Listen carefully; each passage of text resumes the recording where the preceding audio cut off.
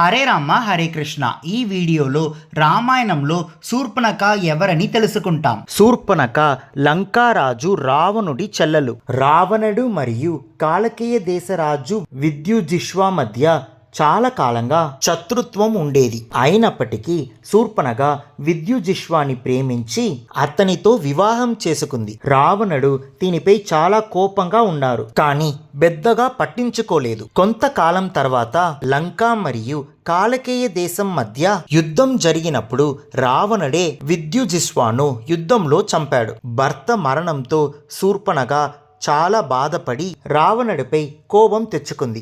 రావణేశ్వరుడు తన చెల్ల దగ్గర, శూర్పణఖ, నీ భర్తగా నీ అతని చంపలేదు, నా శత్రుగానే చంపాను అని చెప్పి ఆమెను ఓదార్చారు. ఇంకా వేరొకరిని వివాహం చేసుకోవచ్చు అని చెప్పారు. శూర్పణఖ అక్కడ ఉండలేక కోపంతో పంచవటికి వెళ్ళి అక్కడ నివసించింది. అక్కడ ఒక రోజు ఆమె రాముడిని చూసింది. వెంటనే రాముడి అందానికి ఆకర్షితురాలై అతని వివాహం చేసుకోవాలని నిర్ణయించింది. ఆమెను తన రాక్షస రూపాన్ని విడిచిపెట్టి అందమైన స్త్రీగా మారి రాముడు దగ్గరికి వెళ్ళి వివాహం చేసుకోమని కోరింది. రాముడు నాకు వివాహం అయిందని చెప్పి ఏకపత్ని వ్రతాన్ని పాటిస్తున్నానని చెప్పి నిరాకరించారు. తర్వాత లక్ష్మణుడు దగ్గరకు వెళ్ళమని చెప్పారు. లక్ష్మణుడు కూడా తన భార్యని వదిలి అన్నకు సేవ చేయడానికి వచ్చానని చెప్పి నిరాకరించారు. తిరిగి రాముడు దగ్గరకు వెళ్ళమన్నారు. ఇలా ఇద్దరు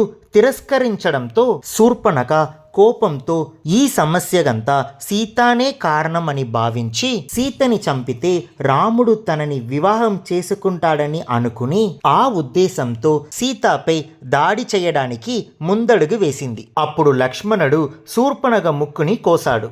కోపంతో శూర్పణఖ లంకకు వెళ్ళి నిజం చెప్పకుండా రావణుడి దగ్గర కథను మార్చి సీతాపై అపహరణకు ప్రేరేపించింది. సీతాదేవిని చంపాలని ప్రయత్నించినందుకు మన ఈసీజీ కార్డ్స్లో శూర్పణఖకు నెగటివ్ సింబల్ ఇచ్చినాము. ఇంకా శూర్పణఖ గురించి ఎక్కువ తెలుసుకోవాలంటే ఈ వీడియో డిస్క్రిప్షన్లో ఉండే లింక్ని తప్పకుండా చూడండి. హరే రామ హరే కృష్ణ.